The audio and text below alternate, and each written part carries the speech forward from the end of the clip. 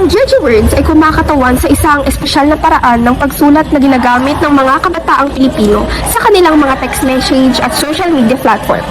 Ang paraan ng Jeje Words ay nangangailangan ng mga user na magsasagawa ng sinasadyang pagpalit ng titik sa pamamagitan ng mga numero at espesyal na karakter at dapat silang gumamit ng kombinasyon ng malalaking titik at maliliit na titik sa random na paraan. Binubuo ng mga tao ang estilo ng pagsulat na ito upang gawing kaibig-ibig o kaisti-estilo ang kakaiba ang kanilang mga mensahe. Ang katanyagan ng mga Jeje Word ay sumikat noong unang bahagi ng 2000 dahil pinahintulutan nila ang mga gumagamit na ipahayag ang kanilang sarili at sumali sa mga sikat na usok. Ang anyo ng wika ay tumutulong sa mga tao na lumikha ng mga pagkakaibigan habang kumukonekta sila sa mga bagong kaibigan sa pamamagitan ng mga online na platform. Ang kaunting grupo ng mga tao ay nagpatuloy sa pamamagitan ng mga Jeje Word dahil nakakahaliw sila o para mapanatiling buhay ang mga alaala. Ang mga Jeje Word ay nagsisilbing paraan ng komunikasyon para sa mga kabataan na gustong ipahayag ang kanilang sarili ng mas mahusay habang ipinapakita nila ang kanilang individual na estilo sa pamamagitan ng mga online na mensahe. Nandito tayo ngayon sa main campus upang mangolekta ng mga impormasyon tungkol sa mga wikang kabataan. Para sa'yo, ano-ano yung mga words o style ng pag-chat na lagi mong ginagamit ngayon? Gaya ng awit, sanol, SKL. Gamit mo rin ba yon? Opo, ano po, mga lakas mo, sige po, saka po, lala mo. Mas gugustuhin mo bang alamin lahat ng marunong gumamit nito at maging kasanayan na o hindi? Bakit? Opo, kasi po, para po makasabay sila sa sa bagong generasyon.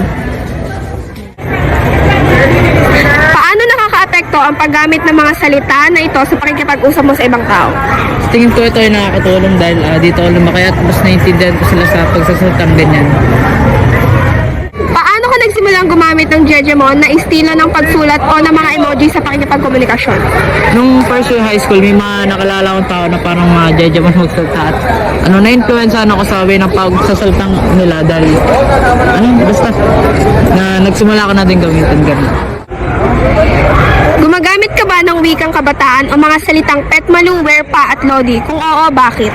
Hindi po ako gumagamit dahil sa kabataan po ngayon, kagakatulad ko, Jejemon na po yan. Yung nakakaya. Mas gugustuhin mo bang alam ng lahat at marunong ka bang gumamit neto o hindi? Bakit? Hindi po, nakakaya po sa ibang tao. Tawagin pa po akong Jejemon na mga yan. Paano nakakaapekto ang paggamit ng mga salita na ito sa pakikipag-usap mo sa ibang tao? Hindi naman po siya masyado nakaka-apekto, parang nakaka-trigger lang po ng kajejemuhan. Kaya po may kausap ka pong kasing edad mo, tapos di naman pala gumagamit nito. Mabuli ka pa. Feeling mo ba mas masaya o mas expressive kayo kapag ganun ang way niya na pakikipag-usap online? Yes po. Kasi dun sa paggamit ng mga words namin, parang we can express ourselves more and we can understand ourselves more po. Kasi syempre, parang hindi naman po like akma yung pag-use ng mga old words, old terms sa generation natin ngayon. Di ba po, Gen Z po tayo ngayon. So, parang mas expressive po talaga kapag paggamit ng mga words na yan. Napapansin mo rin ba na minsan nagagamit mo yan sa schoolworks or station? Bakit? Yes po. Kasi po nga, as a Gen Z, marami po tayong natutunan sa social media ng mga words and mga phrases or mga bagong vocabulary na syempre na we can relate to. And minsan, nag-slip out yun pag nag-recitation tayo, nagagawa ng mga schoolworks. Kasi we're more comfortable sa pag-speak nga po na yun or paggamit ng mga words na yun. Ayun. Nagagamit ba ng mga estudyante o mga salita ito sa formal na gawain tulad ng mga aksidan o mga Sa aking karanasan, nagagamit ng mga mag-aaral ang mga wikang ito, lalo-lalo na kung ang sanaysay ay nasa anyong informal.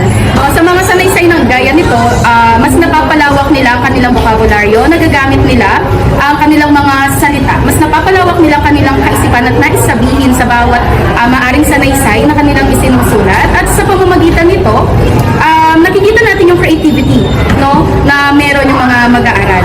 Ayan, hindi nila kailangan magpanggap na purong Ingles or Filipino yung gagawin. Tapos, yung mga wikang kabataan,